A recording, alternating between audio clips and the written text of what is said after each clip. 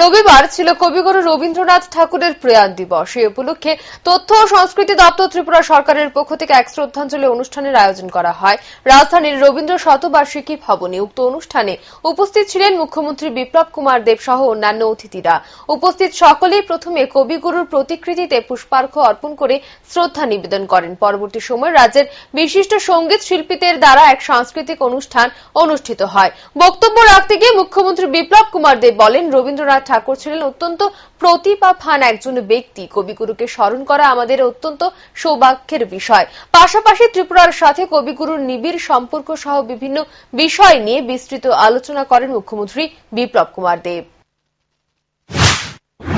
কবিগুরু রবীন্দ্রনাথ ঠাকুরকে ইয়াদ করা, সেটা আমাদের জন্য অত্যন্ত সৌভাগ্যের বিষয়। কিন্তু তার সঙ্গে সঙ্গে ত্রিপুরার মাটির সঙ্গে ওনার যে আত্মিক সম্পর্ক ছিল, সেটাকে অনুভব করে ওনার কৃতিত্ব, ওনার কর্মনিষ্ঠা, ওনার পাণ্ডিত্য, ওনার সঙ্গীত, ওনার ব্যক্তিত্ব,